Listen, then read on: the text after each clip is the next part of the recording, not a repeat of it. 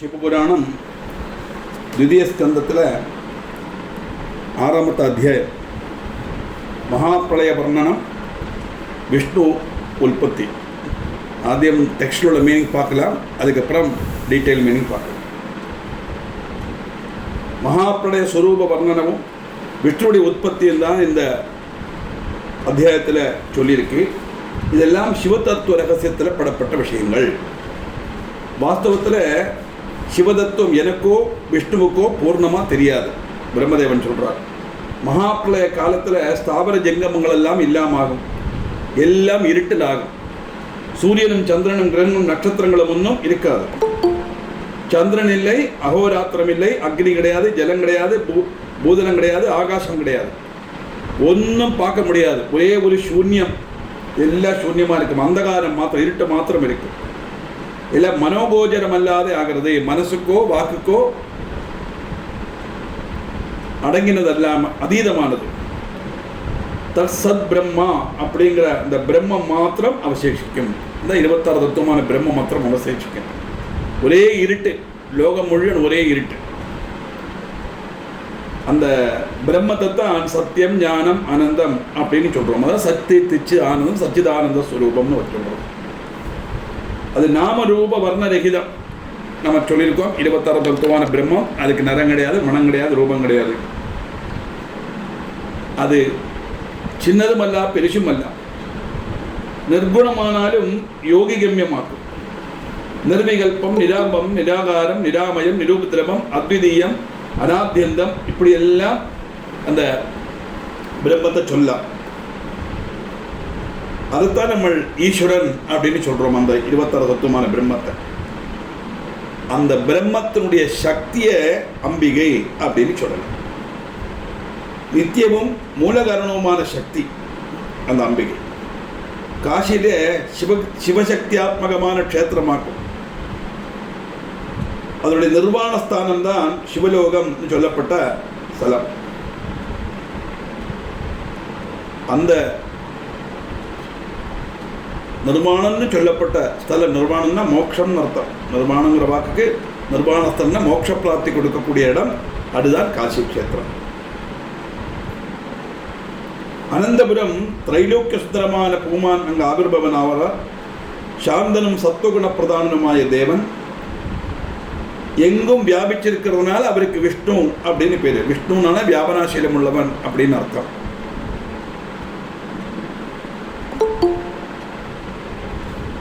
அதுக்கப்புறம் சிவனை நமஸ்காரம் பண்ணி விஷ்ணு தபஸ் ஆரம்பிக்கிறார். தபசு கழிஞ்சு நான் என்ன செய்யணும் அப்படின்னு சிவன் கிட்ட கேட்க, சிவன் சொல்றார், உன்னுடைய கர்த்தவியம் செய்யறதுக்குள்ள சமயம் ஆகலை, நீ மறுபடியும் தபஸ் செய்யணும். அப்படி மீண்டும் மகாவிஷ்ணு தபஸ் பண்ண விஷ்ணுவோடு அங்கங்கள் இருந்தெல்லாம் ஜலதார புறப்பட்டது. இதெல்லாம் சிவமாயினால தான் சம்பவிச்சது. அந்த ஜலபூரத்தில் விஷ்ணு சாந்தனா அப்படியே சயிச்சுருந்தார். அதனால தான் அவருக்கு நாராயணன்னு பேர். நாரம்னா ஜலம், அயனம்னா சயிக்கப்பட்டவர். ஜலத்தில் சயிக்கப்பட்டவர் ஜலசாயி, அதான் நாராயணன். அந்த பேரு ஸ்ருதிகளிலே அந்த பேரு அறியப்படுறது. அதுக்கப்புறம் அவருடைய அந்த சரீரத்திலிருந்து வந்த ஜலதாரிலிருந்து பிரகிருதி, மகத்தத்துவம், திரிகுணம், பஞ்சபூதங்கள், இந்திரியங்கள் இதெல்லாம் சம்பூதமாச்சு. இதெல்லாம் சிவமாயிலிருந்து உண்டானதாக்கும். எம்பது விஷயங்களைத்தான் அதில் விவரமாக சொல்லியிருக்கா இந்த 6வது அத்தியாயத்தில். நமக்கு நீ ஸ்லோகம் வைஸ் எப்படியாக பார்க்கலாம். 6வது அத்தியாயம் மகாபிரளய ஸ்வரூப வர்ணனம் நம்ம சொன்னோம். கிஷ்டவுள்ள மீனிங் பார்த்தோம். இப்போ டீட்டெயிலாக மீனிங் பார்க்கலாம். பிரம்மோ வாஜா போ பிரம்மன் சாது பிரஷ்டோகம் துயா விபுதசத்தமாம் லோகோபகாரிணா நித்தியம் லோகானாம் ஹிதகாம்யயா. பரபரவன் சொல்றார், ஏ பிராமணோத்தமா, வித்யவான்லே சிறந்தவன் நீ. அழகான ஒரு கேள்வி கேட்டாய். காரணம், நீ ஜனங்களுடைய க்ஷேமத்தில் தாற்பயம் உள்ளவன். அதனால் ஜனங்களுக்கு எது பிரயோஜனமோ அந்த பிரயோஜனம் உள்ள மாதிரி அவளுடைய நன்மைக்கு வேண்டி இந்த கேள்வி கேட்டாய். அதனால் நான் உனக்கு விஷயத்தை சொல்கிறேன்னு கேட்டுக்கோ. யச்ருத்வா சர்வலோகானாம் சர்வபாபக்ஷயோ பவேத் ததகம் தே பிரவக்ஷாமி சிவதத்துவமயாமயம். எந்த கதாசிரமணம் ஜனங்களுக்குடைய பாவத்தெல்லாம் கழுகி களையுமோ அந்த பிரயோஜனகரமான சிவதத்துவம் நான் இப்போ விவரிக்கிறேன், கேட்டுக்கோ. விவரிக்கிறேன்னு சொல்லிட்டு சொல்றார். சிவதத்துவம் மயானைவ விஷ்ணுநானபைதார்த்ததா ஞாதச்ச பரமம் ரூபம் அத்புதம் ச பரேணனா. நாரதா, உண்மையை சொல்ல போனால் எனக்கும் சரி விஷ்ணுவுக்கும் சரி முழுசும் பூர்ணமாக சிவதத்துவத்தை பற்றி சொல்ல முடியாது, தெரியாது. ஆனால் ஆராலுமே சொல்ல முடியாது. ஏன்னா யாருக்கும் தெரியாது பூர்ணமாக சிவதத்துவம் தெரியாதனால பூர்ணமாக சிவதத்துவத்தை தெரிஞ்சுக்க முடியாது.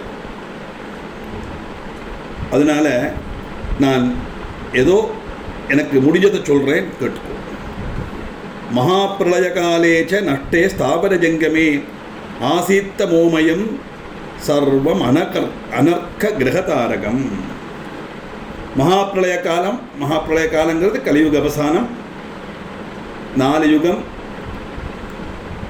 கிருதயுகம், திரேதாயுகம், துவாபர யுகம், கலியுகம். சில சத்தியுகம்னு சொல்லுவாள். கிருதயுகம் சத்தியுகம் 2 ஒன்று தான்.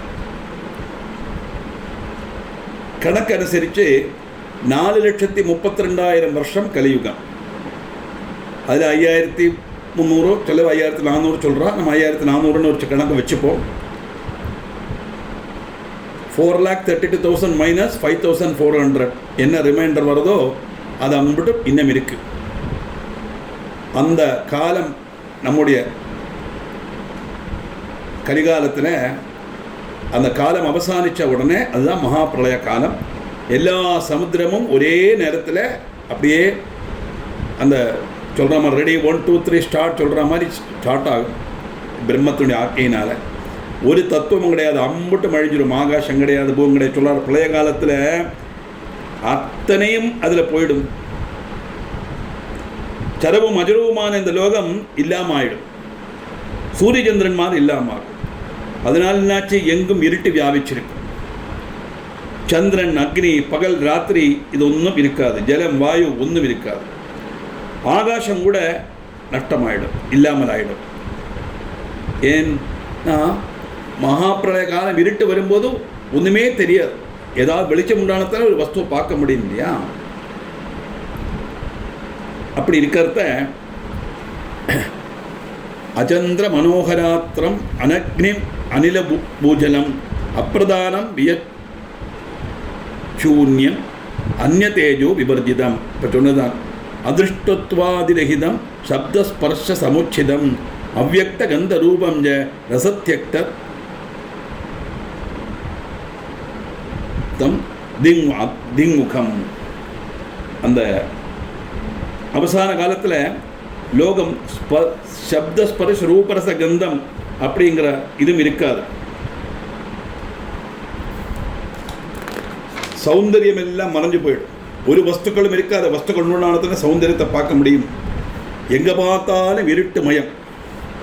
இத்தம் சந்திய தமசே சுஜிபேத்தியே நிரந்தரே தத் தத் சத் பிரம்மேதி யச்ருத்வா சதேகம் பிரதிபத்தியதே.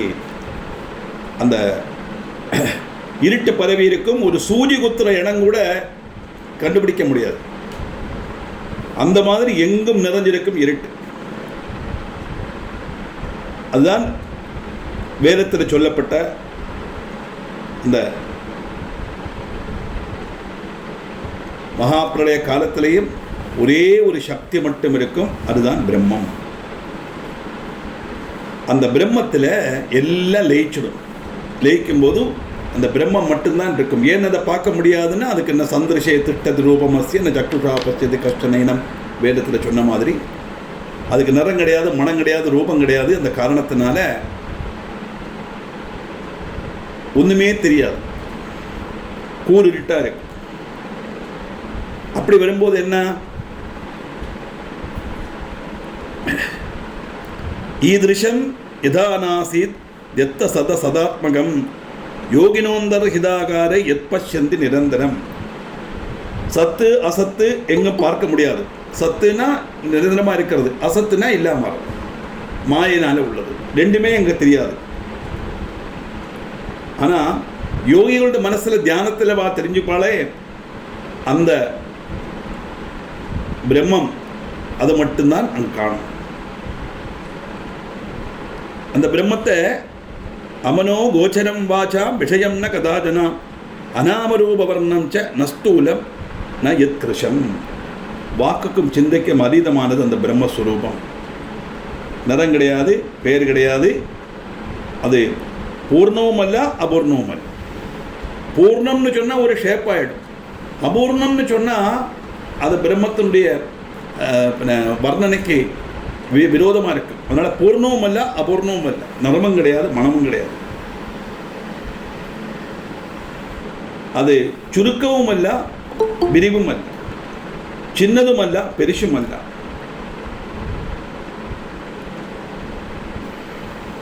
அது வளரவும் செய்யாது, சுருங்கவும் செய்யாது.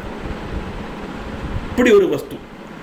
அஹ்ரஸ்வ தீர்க்கமலகு குருத்துவ பரிவர்ஜிதம் நயத்ராபஜய கஷ்டித் ததா நோபஜயோபிஷா அபிதத்தே சகிதம் யதஸ்தீதி ஸ்ருதः புனः சத்யம் ஞானமனந்தஞ்ச பரானந்தம் பரம் மஹா.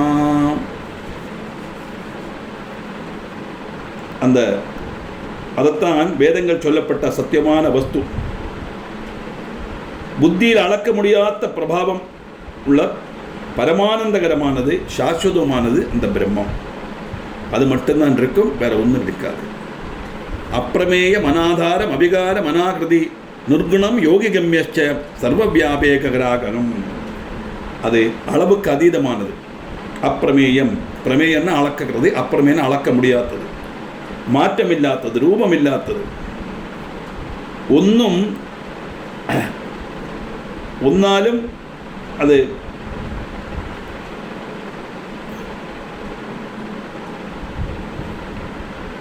ஆக்ஞாபிக்கப்படாதது. யோகிகளால் உணரக்கூடிய சக்தி எப்போ யோகிகள் லைவாக இருக்கிற சமயத்தில், மகாபிரளய காலத்தில் யோகிகளும் இருக்க மாட்டாங்க. அது எல்லாத்துக்கும் அதீதமாய் இருட்டு கூடினதும் இந்த பிரபஞ்ச சிருஷ்டிக்கு காரணமாக இருக்கப்பட்டதுமான அந்த பிரம்மந்தான் அங்கே இருக்கும், பாக்கி ஒன்றும் இருக்காது. அந்த மகாபிரளய காலத்தில் உள்ள அவஸ்தையை முதல்ல வர்ணிக்கிறார் பிரம்மதேவன். ஏன்னா அது ஒன்றுதான் உண்டு, அதுக்கு பகரம்னு ஒன்று சொல்ல முடியாது. நிர்விகல்பம் நிராரம்பம் நிர்மாயம் நிருபத்ரமம் அத்விதீய மனாத்யந்தம் அவிகாரம் சிதாத்மகம். பகரம் ஒன்றும் கிடையாது, ஆதியும் கிடையாது. மாயைக்கு அதீதமானது, தொடக்கமில்லாதது, களங்கமில்லாதது, சமானமாக ஒன்று உண்டுன்னு சொல்ல முடியாதது. இப்படிப்பட்ட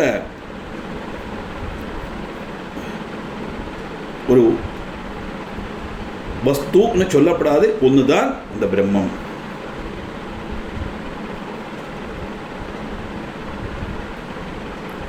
ஆனால் அந்த பிரம்மத்துக்கு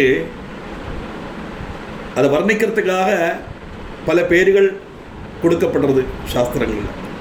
எஸ்தேத்தம் சம்பிகல்பம் தே சம்ஞா சம்ஞாக்திகஸ்மவை கேதாச்சைவ காலேன துதீயச்சா பவத்கிலா. அதில் கொடுக்குற பேர் மாறிண்டே இருக்கும். ஏன்னா இந்த பிரம்மத்துக்கு அப்படி இருக்கும்போது இந்த பிரம்மத்துக்கு தோணுமா, ஒரு ஆக்கிரகம் வரும். அந்த ஆக்கிரகம் தான் சக்தி அப்படின்னு சொல்கிறது. அது பலதாக மாறி விகசித்து அதில் தான் இந்த பூமியில் உள்ள வஸ்துக்கள் எல்லாம் உண்டாக போகிறது. இந்த அடிப்படையில் அமூர்த்தேன சுமூர்த்திஷ்ட தேனா கல்பி சொலீலையா சர்வைஸ்வர்ய குணோபேதா சர்வஜானாமி சுபா. ரூபமில்லாத அந்த பிரம்மம் ஒரு பிரதானமான மங்களமான ஒரு ரூபத்தை சிருஷ்டிக்கும். அதனுசரித்து எல்லாத்திலையும் உள்ள ஒரு பலவிதமான ரூபங்கள் சிருஷ்டிக்கப்படும். எப்படி, ஏன் அப்படின்னு கேட்டால், சர்வகா சர்வரூபாஜ சர்வதிருக் சர்வகாரிணி சர்வைகபந்தியா சர்வாத்யா சர்வதா சர்வசம்ஸ்கிருதி. எங்கும் சஞ்சரிக்க கழிவுள்ள இந்த பிரம்மம் எல்லா ரூபத்திலையும் பிரத்யட்சமாகும். எல்லா சக்தியும் எல்லாத்திலையும் அது பகுமானிக்கப்பட்டதாய் தீரும். பலவிதமான வஸ்துக்கள் வரும். எப்படியாக அந்த வஸ்துக்கள் வர்றதுங்கிறதெல்லாம் இங்கே வர்ணிச்சுன்னு வரா. அந்த பிரக்கிரியை என்னெல்லாம் நடக்குங்கிறத முதல்ல சொல்லிட்டு அப்புறம் எப்படி எப்படி அந்த சிருஷ்டி உண்டாங்கிறது என்னை வர்ணிக்கப்படும். பரிகல்பேதி தாமூர்த்தியம் ஐஸ்வர்யம் சுத்தரூபிணீம் அத்விதீய மனாத்யந்தம் சர்வாபாசம் சிதாத்மகம் அந்தர்ததே பராக்கியம் யத் பிரம்ம சர்வகம் அபியம். அதன் பிறகு அந்த பிரம்மம் என்ன செய்யும்? ஒரு ஈஸ்வரனை சிருஷ்டிக்கும், ஒரு புருஷனை சிருஷ்டிக்கும். ஒப்பிட முடியாத ரூபம் ஈஸ்வரன், சாஸ்வதமான ஒரு பிரம்மம், அப்பிரயமான ரூபம், போதஸ்வரூபம், ஞானத்துக்கு உறவிடம், எல்லாம் ஒன்றும் பிரகாசிக்கக்கூடியது, ஞானத்தோடு ஸ்வரூபம், எங்கும் வியாபிச்சிருக்கக்கூடிய ஸ்வரூபம், எந்த ஒரு சக்தியால் நசிப்பிக்க முடியாத ரூபம். அதுதான் சுப்ரீம் சக்தி. அதனுடைய இதுதான் நம்ம அந்த பிரம்மத்தை மனசிலாக்கக்கூடிய சக்தி. அதுதான் புருஷன். எப்படி? சக்திஸ்ததேகலேனாபி ஸ்வைரம் விகரதாதனு சுவிக்கிரகா ஸ்வயம் சிருட்வா சுசரீராதான பாயினி. ரூபமில்லாத ஒரு வஸ்து ரூபமுள்ள ஒரு வஸ்துவாக மாறுறது. அப்படி இந்த பிரம்மம் நிறம் கிடையாது, மனம் கிடையாது, ரூபம் கிடையாதுன்னு சொன்னோம். அது ரூபமுள்ள ஒரு வஸ்துவாய் மாறி ஒரு சரீரம் உள்ளது மாதிரி மாறும். அதைத்தான் சதாசிவன் அப்படின்னு சொல்லப்படுது. பண்டிதன்மார் அதை ஈஸ்வரன் அப்படின்னு சொல்லப்படுது. ஈஸ்வரன்னா எல்லாத்துக்கும் அதீதமாக இருக்கக்கூடியவர் அர்த்தம். அப்போ அது வேற ரூபத்தில் வந்தாலும் பிரம்மம் வேற ஈஸ்வரன் வேற கிடையாது. பிரம்மன் தான் ஈஸ்வரனுடைய ரூபத்தில் வருது. ஈஸ்வரன் மாதிரி ஒரு சரீரம் உள்ள மாதிரி ஸ்வரூபத்தை தரிக்கிறதுன்னு தான். அந்த ஈஸ்வரன் சக்திஸ்ததேகலேனாபி ஸ்வைரம் விகரதாதனு சுவிக்கிரகா ஸ்வயம் சிருட்வா ஸ்வசரீராதன பாகினி பிரதானம் பிரகிருதிம் தாம் ச மாயாம் குணவதீம் பராம் புத்தி தத்துவஸ்ய ஜனனீம் ஆகுர் விகிருதி வர்ஜிதாம். அந்த ஈஸ்வரன் தன்னுடைய சரீரத்திலேருந்து ஒரு சக்தியை சிருஷ்டிப்பர். அந்த நிலநிற்கக்கூடிய எப்பவும் நிலநிற்கக்கூடிய அந்த சக்தி அனஸ்வரமான இந்த ரூபம், அந்த சக்தி தான் இந்த சதாசிவனுக்கு எல்லா காரியங்களும் செய்யறதுக்குள்ள அடிப்படையாக இருக்கக்கூடிய சக்தி. இந்த சக்தியைத்தான் பிரதானம் பிரகிருதி மாயா குணவதி பரா இப்படியெல்லாம் நம்ம புராண இதிகாசங்களோட மனசிலாக்கணும். இந்த சக்தி தான் புத்தி தத்துவத்தை சிருஷ்டிக்கிறது. ஏன்னா இந்த சக்தி களங்கமில்லாத சக்தி. அந்த சக்தியைத்தான் நம்ம ரூபமாக சங்கல்பிக்கும் போது சாசக்தி நம்பிகா புரோக்தா பிரகிருதி சகலேஸ்வரி திருதேவ ஜனனி நித்யா மூலகாரணமித்யுதா. அந்த சக்தியைத்தான் அம்பிகை, பிரகிருதி, மூவுலகத்துக்கும் நாயிகை, மும்மூர்த்திகளுக்கும் தாயார் இப்படின்னெல்லாம் நம்ம சொல்லப்பட்டது. இப்போ பிரம்மம் ஒரு ரூபத்தை சிருஷ்டிக்கிறது, அதுதான் சதாசிவன். அந்த சதாசிவன்லேருந்து ஒரு சக்தி வருது, அந்த சக்தி தான் ஆதிபராசக்தி, அதுதான் அம்பிகை. இந்த சக்தி அனஸ்வரம், எல்லாத்துக்கும் சிருஷ்டிகர்த்தா இந்த சக்தி தான். இந்த சக்தி தான் சிருஷ்டி பண்ணும்போது பிரம்மாவோட ரூபத்தை தரிக்கிறதுனால நம்ம லலிதா சகஸ்ரநாமத்தை பார்த்தோம் இல்லையா. அதில் எப்படின்னா அந்த பிரம்மத்திற்கு சிவபுராண மானத்தினால சதாசிவன் சொல்கிறோம், லலிதா சகஸ்ரநாமமான தேவி. அப்படித்தான் அதில் மாறி வருதே ஒழிய சம்பவம் எல்லாம் ஒன்று தான், ஒரு சக்தி தான். அதனால எப்படி இருக்குமா அந்த சக்தி? அஸ்யாஷ்டௌ புஜாஷ்சாஸ்வன் சித்திரவதனா சுபா ஏகா சந்திர சகஸ்ரஸ்ய வதனே பாஷ்ச நித்யசா. 8 கைகள், 1000 சந்திரன் ஒரே போல பிரகாசிச்சா எப்படி இருக்குமோ அந்த மாதிரி உள்ள முககாந்தியோடு கூடியது அந்த சக்தி. அது மட்டுமல்ல, சக்தின்னு சொல்லும்போது ஸ்திரீ சுரூபமா இல்லையா நம்ம சங்கல்பிக்கிறோம். அப்போ ஸ்திரீகளுக்குள்ள விசேஷம் என்ன? நானாபரண சம்யுக்தா நானா கட சமன்விதா நானா யுததரா தேவி புல்ல பங்கஜலோச்சனா. சர்வாபரண பூஷிதை, எல்லா ஆயுதமும் தரிச்சவள், தாமரை போல அழகான கண்களோடு கூடினவள். இப்படியெல்லாம் நம்ம வர்ணிச்சுன்னு வந்தாலும் அந்த ரூபம் நம்முடைய சிந்தைக்கு அதீதமானது. அஜிந்திய தேஜசாயுக்தோ சர்வயோனி சமுத்தியதா ஏகாகினி யதா மாயா சம்யோகா சாப்யனீகிகா. தாரணைக்கு அதீதமான திளக்கத்தோடு கூடினவள், சரவும் அஜரவுமான எல்லா ஜீவஜாலங்களையும் லோகத்தில் சிருஷ்டிக்கப்பட்டவள், அவள்தான் மாயை அப்படின்னு சொல்கிறோம். அந்த மாயை பல ரூபம் எடுக்க கழிவுள்ளது. அந்த மாயனுடைய சிருஷ்டி தான் இந்த உலகத்தில் உள்ள அத்தனை ஜீவஜாலங்களும், செடிகள், கொடிகள், மரங்கள், மிருகங்கள், பட்சிகள் எல்லாம், ஸ்தாவர ஜங்கமங்கள் எல்லாம் இந்த மாயனுடைய சிருஷ்டி தான். பரப்புமானீஸ்வரஸ்ய சிவ சம்பு நிரீஸ்வர சீர்ஷே மந்தாகினிதாரி பாலச்சந்திர ஸ்திரிலோச்சனா.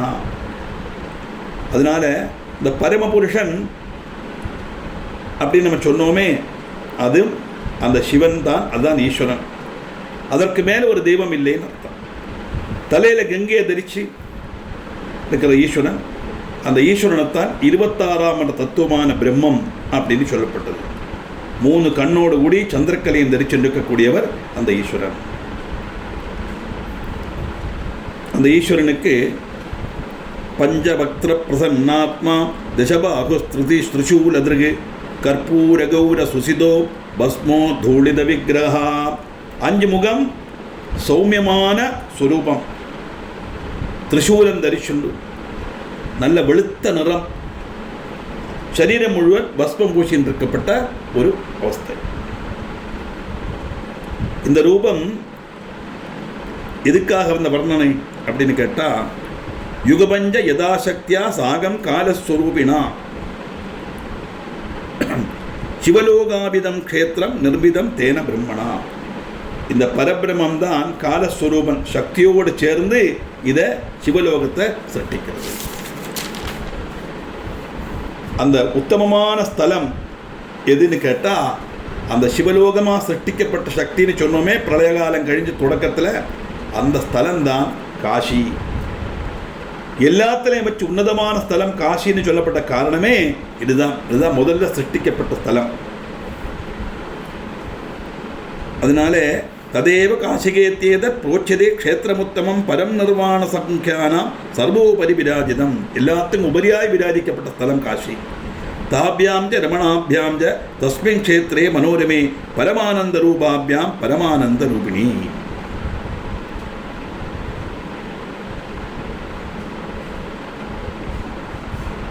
இந்த புண்ணியஸ்தலம் ഏറ്റവും മഹത്താன അനുഗ്രഹം കൊടുക്കக்கூடிய ഇടം. കാരണം ആദിമ മനുഷ്യൻ பரமானந்தத்தை அடைஞ்சது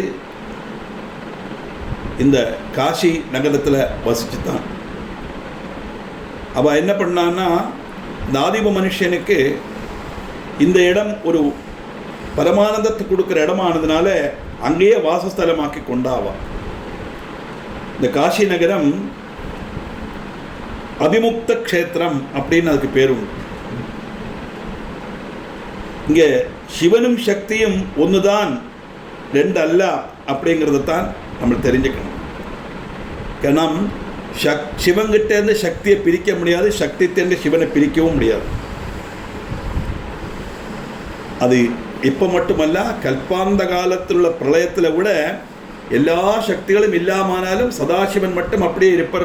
சௌந்தர்யங்களில் பார்த்தோம் இல்லையா, எல்லா சக்திகளும் லயிக்கும், ஆனால் சதாசிவன் மட்டும் அப்படியே இருக்கிற காரணம் நம்ம தாடங்க மகிமா அப்படின்னு சொன்னோமே, அதை நம்ம இங்கே ஞாபகப்படுத்திக்கலாம்.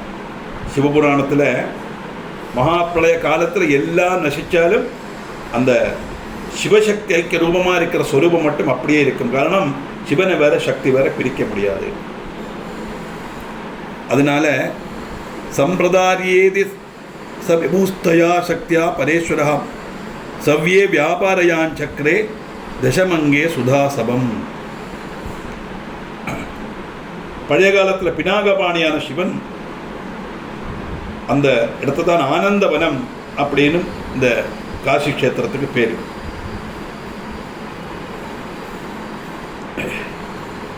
இந்த இடத்துக்கு இருந்து அதுக்கப்புறம்தான் அந்த ஸ்தலம் அபிமுக்த க்ஷேத்திரம் அப்படின்னு மாறிது.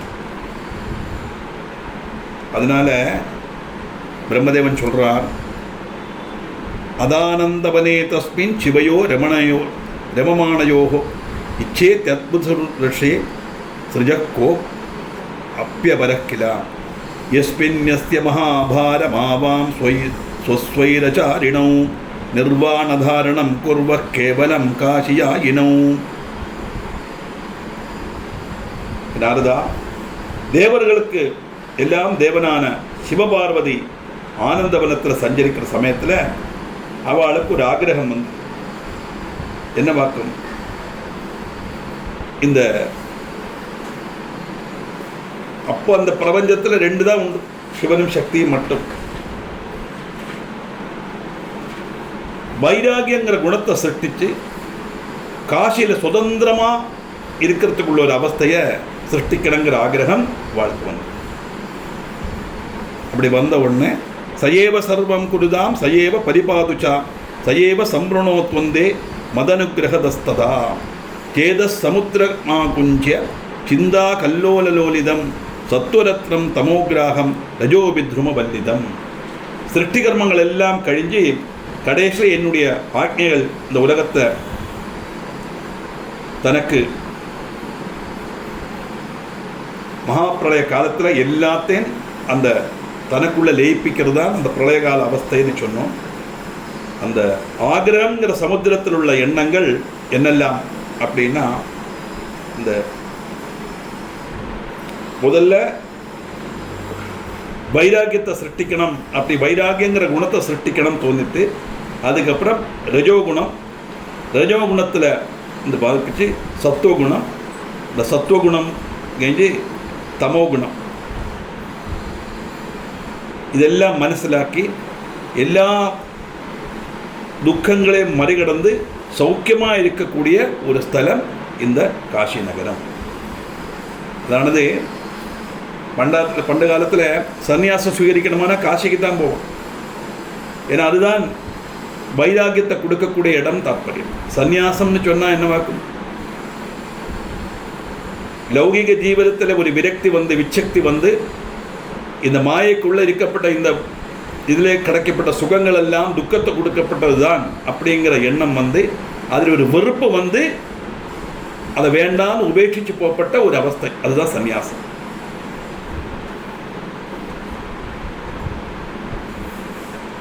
அப்படிப்பட்ட அந்த ஒரு ஸ்தலமாக்கும் இந்த காசி க்ஷேத்திரம். ததப் புமான விராசி ஏகஸ்திரைலோக்கிய சுந்தரா சாந்த சத்வகுணோத்ரிக்தோ காம்பீரிய மாந்திசாகரா. அत्यதிகம் சந்தோஷத்தோட சத்துவகுண சம்பரனாக இருக்கக்கூடிய அந்த பகவான் சமுத்திரத்துக்கு சமானமாகிறார். சமுத்திரத்துக்கு சமானம்னு சொன்னால் சமுத்திரத்தை அளக்க முடியாது இல்லையா, அவருடைய பிரபாவத்தை அளக்க முடியாத அவஸ்தையில் இருக்கக்கூடிய அவஸ்தைன்னு அர்த்தம்.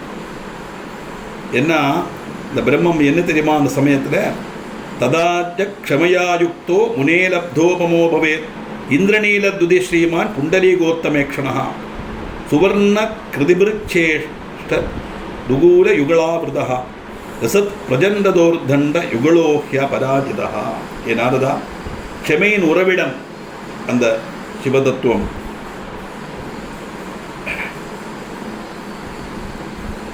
நீல நிறத்தில் உள்ள ரத்தினம் போல தளங்கப்பட்ட கண்டம், ஒப்பிட முடியாத ஈஸ்வர சக்தியோடு கூடின சுரூபம், தாமரை போன்ற கண்கள், இதெல்லாம் உள்ள ஒரு சுரூபமாக்கும் அந்த சதாசிவன். ஆனால் சுவர்ண கிருதிபச்ரேஷ்டு துகூல யுகளாவிருதா, சொர்ண நிறம் ஆனத்தோட மேல் வஸ்திரமாக தரிச்சுண்டிருக்கப்பட்டவர், 2 கைகள் உள்ள சுரூபம். அப்படிப்பட்ட ஒரு சுரூபம் அந்த சிவனுடைய பிரபாவத்தினால ஒரு புருஷன் ஆவிர்பவிக்கிறார். சிவபாதத்தை வணங்கி எனக்கு பேரும் கர்த்தவியம் கொடுக்கணும் அப்படின்னு அந்த புருஷன் கேட்க, ததஸ்த புருஷம் பிரணம்ய பரமேஸ்வரம் நாமானி குருமே சுவாமின் பதகர்ம ஜகாவிதி தச்சுத்வா வச்சனம் பிராக சங்கர பிரகசன் பிரபு புருஷம் தம் மகேஷானோ வாச்சோ மேக கபீதயா.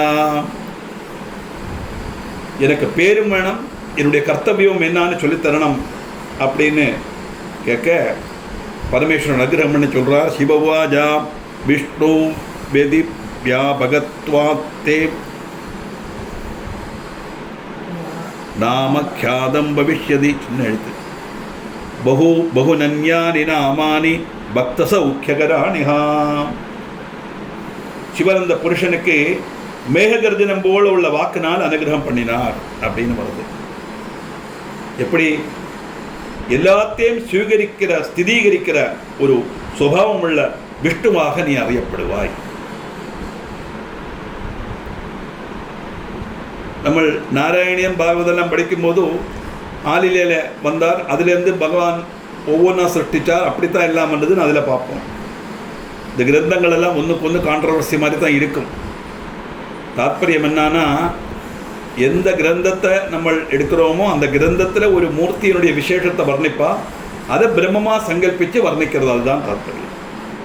இங்கே சிவபுராண மானத்தினால அந்த 26 தத்துவமான பிரம்மத்தை சிவன் சதாசிவன் அப்படின்னு சொல்லி அதிலிருந்து தான் எல்லாம் வந்தது அப்படின்னு ஒவ்வொன்றும் சொல்றது.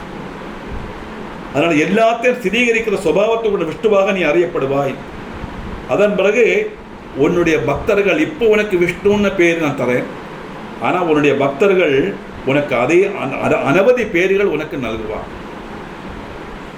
ஏராளமான பேர் உனக்கு லபிக்கும். எனக்கு ஒரு பேர் வேணும்னு கேட்டாலே ஏராளமான பேர் உனக்கு லபிக்கும். பகவான் விஷ்ணுவுக்கு எவ்வளவு நாமங்கள்! அப்படி தப குரு திருடோ பூத்வா பரமம் காரிய சாதனம் இத்தித்வா சுவாச மார்க்கேன ததோச்ச நிகமம் ததஹா. நீ ஓரோ கர்த்தவியத்தை செய்யறதுக்கு, உன்னுடைய கர்த்தவியத்தை செய்யறதுக்கு நீ என்ன செய்யணும்னு கேட்டா இல்லவா, நீ தபஸ் பண்ணு. இப்படி தபஸ் பண்ண சொல்லிட்டு பகவான் தன்னுடைய சுவாசத்திலிருந்து வேதத்தை சிருஷ்டிக்கிறார் ஈஸ்வரன். அதுக்கப்புறம் அந்த மகாவிஷ்ணு சிவனை வணங்கி விஷ்ணு தபஸ் பண்ண ஆரம்பித்தார்.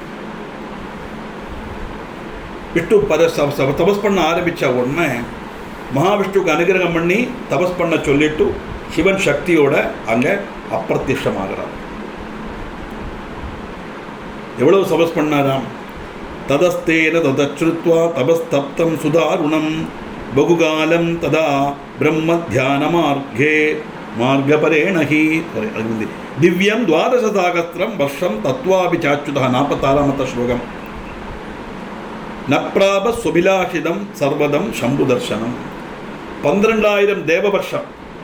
12,000 தேவ வருஷம்னா நம்முடைய 365 நாள்ங்கிறது அவளுடைய ஒரு நாள், நம்முடைய ஒரு வருஷம் அவளுடைய ஒரு நாள். இப்போ 12,000 தேவ வருஷம்னா 12,000 உண்டு 365, அவ்வளோ வருஷம் அவர் தபஸ் பண்ணுறார். ஆனால் அவருக்கு அவர் ஆகிரகிச்ச மாதிரி சிவதர்சனம் மறுபடியும் கிடைக்கலை. இப்படி இருந்த அவஸ்தையில் தத சம்சயமாபன்ன சிந்திதம் ஹிருதிசாதனம் மயாதிகம் பிரகர்த்தவியம் இது விஷ்ணு சிவஸ்மரன். தபஸ் பண்ணினார். என்னவாக்கி என்னுடைய கர்த்தவியம் அப்படிங்கிறத தெரிஞ்சுக்கிறதுக்காக தபஸ் பண்ணினார். அந்த தபஸு 12,000 தேவ வருஷம் நீண்டது. ஆனால் அவருக்கு எதுவுமே ஒரு சரியான ஒரு இது கிடைக்கலை, தபஸுடைய பலன் கிடைக்கல, அதாக சிவதர்சனம் கிடைக்கல சொல்லப்பட்டது. அப்படி இருந்த மகாவிஷ்ணு சிவநாமத்தை உச்சரிக்க தொடங்கினார்.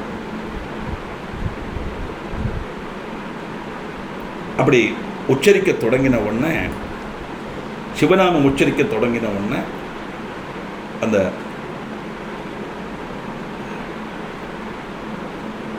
சமயத்தில் ஒரு அசரீரி வாக்கு கேட்கிறது.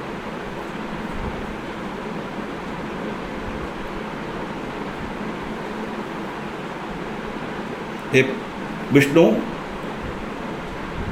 இப்போ என்ன செய்யணும், எப்படி என்னுடைய கர்த்தவியத்தை செய்யணுங்கிற ஒரு எண்ணம் உனக்கு இருக்கே, அந்த எண்ணம் உன் மனசுலேருந்து போனோமானா நீ மறுபடியும் தபஸ் பண்ணணும் அப்படின்னு அந்த அஸ்ரீரி வாக்கு சொல்ல மகாவிஷ்ணு மறுபடியும் தபஸ் பண்ண ஆரம்பிக்கிறார்.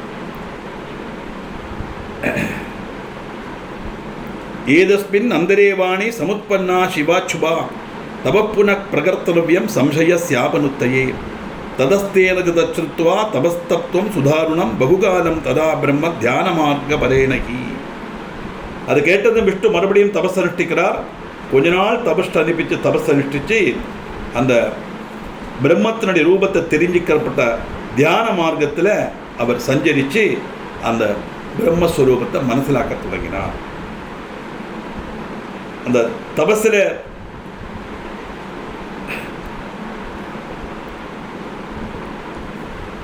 ததஸ்ஸ புருஷோ விஷ்ணு பிரபுத்தோ தியான மார்கதா சுப்ரீதோ விஸ்மயம் பிராப்த கிம் யத்தத்து மகோ இதி பரிஸ்ரம வதஸ்தஸ்ய விஷ்ணோ ஸ்வாங்கேபிய ஏவச்ச ஜலதாராகி சம்யாதா விவிதா சிவமாயையா.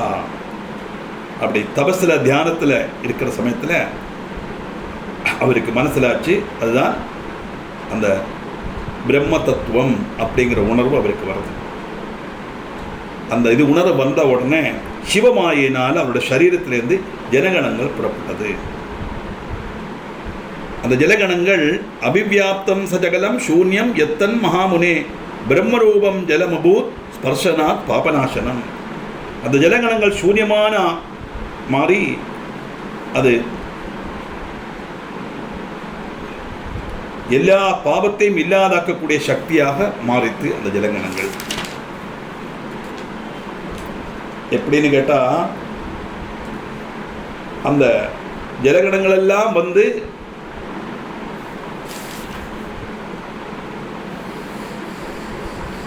சூன்யமாக மாறி அப்பவும் அங்கே ஒரு வஸ்துவும் இல்லை.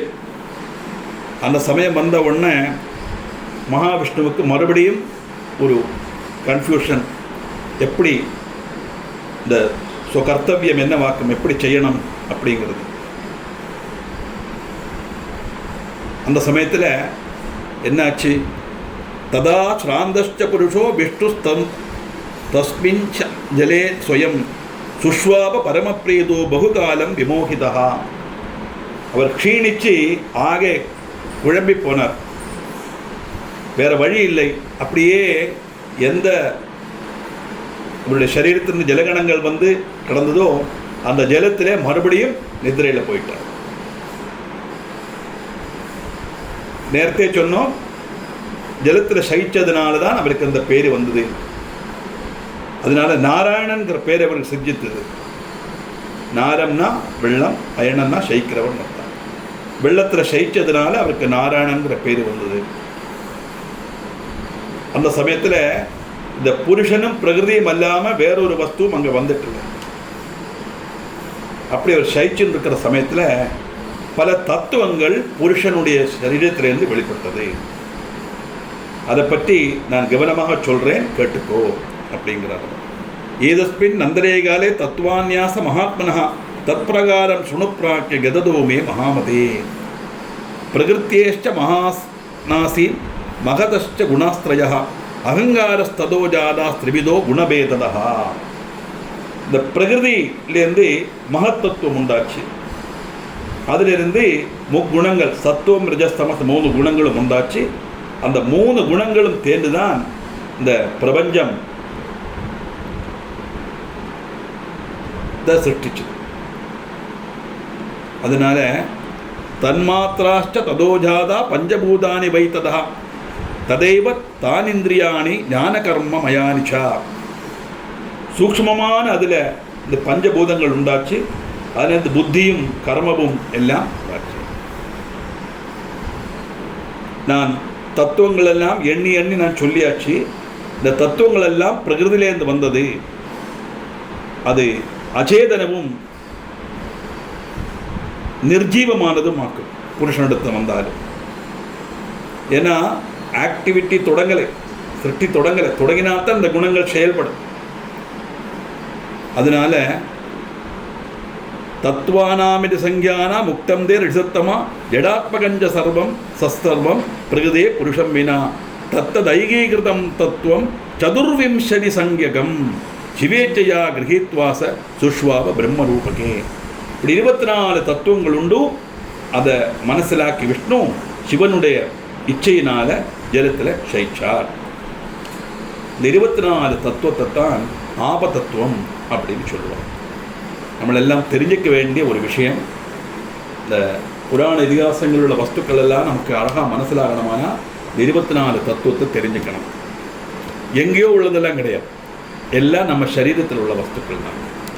என்ன வாக்கு 24 தத்துவம் அப்படின்னு கேட்டால், பஞ்ச கர்மேந்திரியம், பஞ்ச ஞானேந்திரியம், பஞ்ச பிராணன், பஞ்ச தன்மாத்திரை, மனம் புத்தி சித்தம் அகங்காரம். இதான் 24. பஞ்ச கர்மேந்திரியம் அப்படின்னா வாக் பாணி பாதம் பாயு. வாக்கு, கை, கால், விசர்ஜ அவயவங்கள், ஜெனிட்டல் ஆர்கன், இந்த 5 எண்ணம் கர்மேந்திரியங்கள். ஞானேந்திரியம்னா என்னது? கண்ணு, காது, மூக்கு, நாக்கு, தொக்கு. இந்த ஞானேந்திரியம். ஞானேந்திரியத்தால தான் நம்ம வஸ்துக்களை மனசிலாக்குறோம். மனசிலாக்கிற வஸ்துக்களை கர்மேந்திரியங்களால பிரவர்த்திக்கிறோம். பிரவர்த்தி செய்யப்பட்ட இந்திரியங்கள் கர்மேந்திரியம், வஸ்துக்களை மனசிலாக்கக்கூடிய இந்திரியங்கள் ஞானேந்திரியம். ஞானம்னா அறிவு தானே, நாலேஜ். அப்ப இந்த ஞானேந்திரியம் எப்படி பிரவர்த்திக்கும்? ஒவ்வொன்றுக்கும் ஒவ்வொரு பிரவர்த்தன சேஷி உண்டு. அதுதான் பஞ்ச தன்மாத்திரை அப்படின்னு சொல்லப்படும். சப்த, ஸ்பர்ஷ, ரூப, ரச, கந்தம், இந்த 5 தான் தன்மாத்திரை. சப்தம்னா காதுக்குள்ளது, ஸ்பர்ஷம் தொக்கு டச்சி, ரூபம் கண்ணுக்கு, ரசம் நாக்குக்கு, கந்தம் மூக்குக்கு. கண்ணு, காது, மூக்கு, நாக்கு, தொக்குங்கிற பஞ்ச இந்திரியங்கள் சப்த, ஸ்பர்ஷ, ரூபரச, கந்தத்தினால தான் இந்த உலகத்தில் உள்ள எல்லா வஸ்துக்களையும் மனசிலாக்குறது, கிரகிக்கிறது தாற்பயம். கண்ணால பார்க்கணுங்கிறது கிடையாது இல்லையா? நம்ம அப்படி போகிறோம், திடீர்னு ஒரு ஆற்றுக்குள்ளே ஏறுறோம், அழகான மனம் வருது. என்ன மசாம்பிராணி தெரியும், என்ன ஊதுபத்தி கத்திச்சிருக்குன்னு கேட்குறோமா இல்லையா? அப்போ ஊதுபத்தி கத்திச்சாலா கத்தல் கத்திக்கலையாங்கிறத நம்ம பார்க்கலை. ஆனால் அந்த கிராண சக்தி மூக்கில் நன்னா தெரியும். ஏன் பக்கத்து வீட்டில் தோசை பார்த்தா கூட மணக்குமே அடுத்தாத்துல இல்லையா? மூக்கு பயங்கரமாக்கும் மூக்கு. அது சிலவான மூக்கு அசத்திய மூக்காகும். சின்ன ஒரு மனம் கொடுத்தா போதும் கண்டுபிடிச்சிருவா என்னதுன்னு. இப்போ கண்ணுக்கு பார்க்கக்கூடிய சக்தி, காதுக்கு கேட்கக்கூடிய சக்தி, மூக்குக்கு முகரக்கூடிய சக்தி, நாக்குக்கு ருசிக்கக்கூடிய சக்தி, கை தொக்குக்கு ஸ்பர்ஷிக்கக்கூடிய சக்தி. பின்னாடி இருந்து நம்ம ஒரு ஆளை தொட்டால் நமக்கு எப்படி தெரியறது? நம்ம பார்க்குற கண்ணு முன்னல்ல இருக்கு. அந்த டச்சிங்கை நம்ம ஃபீல் ஆக்கணும். அப்போ அந்த உணர்வு நமக்கு கொடுக்கறதே அந்த தொக்கு. அதைத்தான் அதுக்கு ஸ்பர்ஷம் அப்படிங்கிறது. அப்படி சப்த, ஸ்பர்ஷ, ரூபரச, கந்தம்ங்கிற 5 எண்ணம் தான் தன்மாத்திரை. அப்போ பஞ்ச கர்மேந்திரியம் கர்மங்கள் செய்யப்பட்டது, பஞ்ச ஞானேந்திரியம் விஷயங்கள் இருக்கப்பட்டது, பஞ்ச தன்மாத்திரை, பஞ்ச பிராணன் முக்கியமான காரியம். பிராணன், அபானன், வியானன், உதானன், சமானன், இப்படி 5 பிராணம். பிராணன்னு ஒன்று சொன்னாலும் அது 5 விதமாக பிரவர்த்திக்கும். ஒரே ஆள் தான் நம்ம சொன்ன மாதிரி இல்லையா? ஒரு பொண்ணு தான்.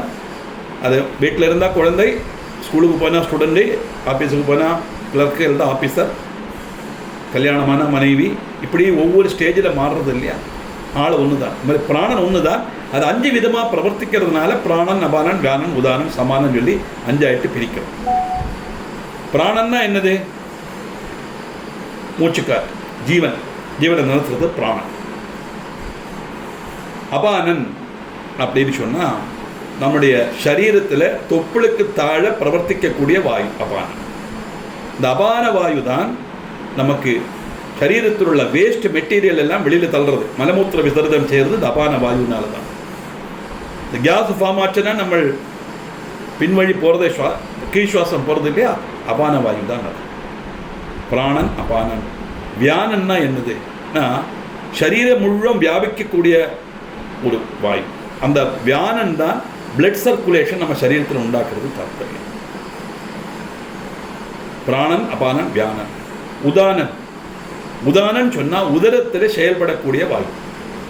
இந்த உதான வாயு தான் நம்முடைய கழிக்கப்பட்ட ஆகாரங்கள் எல்லாம் தகிப்பிச்சு அந்த டைஜஷன் நடக்கிறது இல்லையா, அது உதான வாயுவினுடைய பிரக்கிரியை.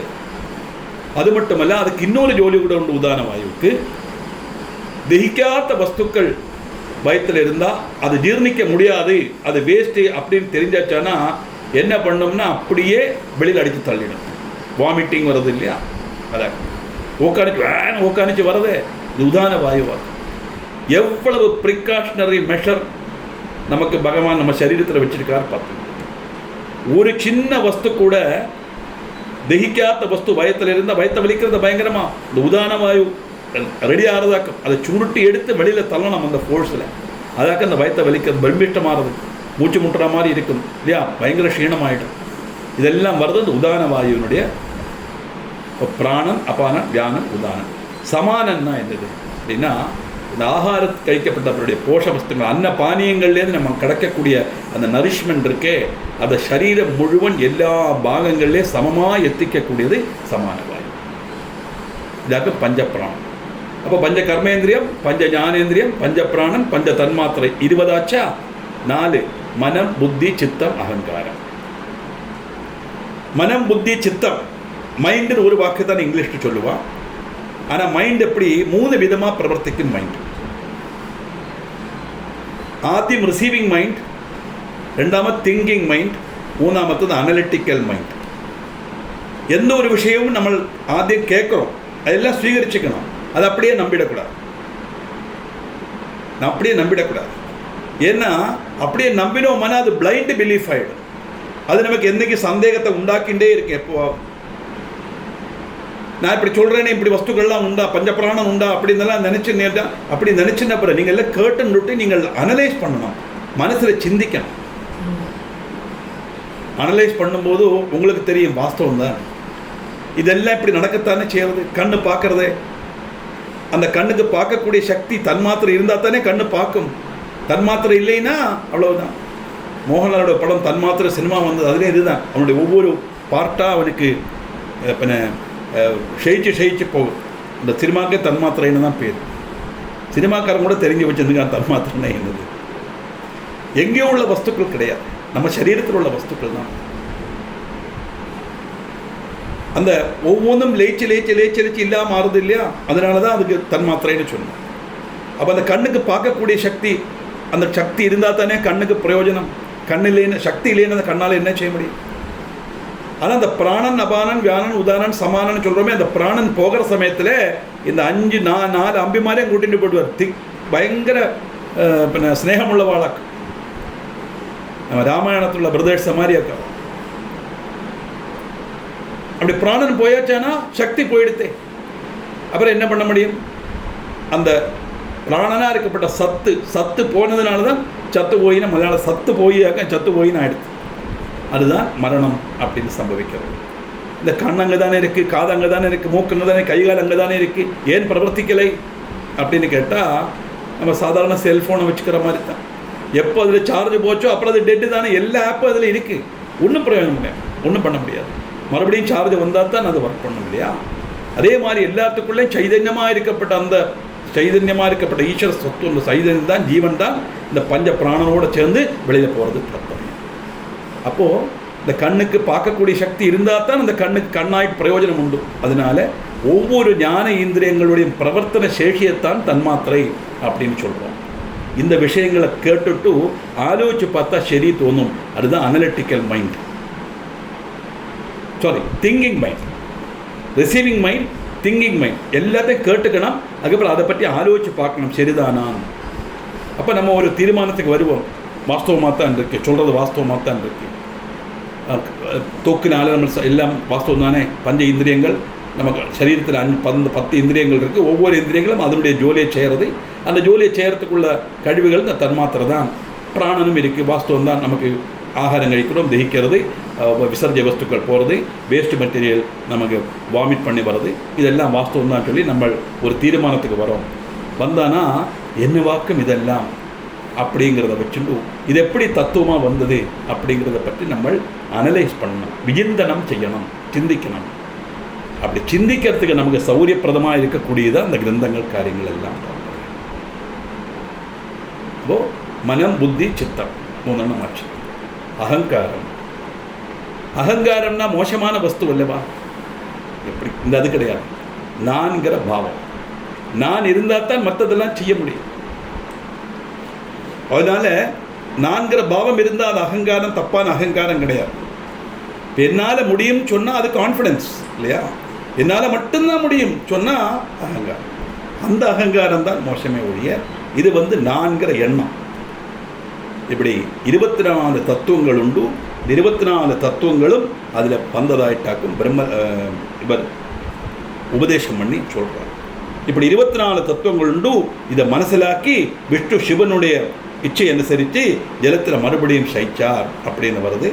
அந்த ஜலத்தில் சயிக்கப்பட்ட விஷ்ணு அதுக்கு மேலே என்ன நடந்தது என்னங்கிறது நமக்கு 7ஆம் அத்தியாயத்தில் பார்க்கணும்.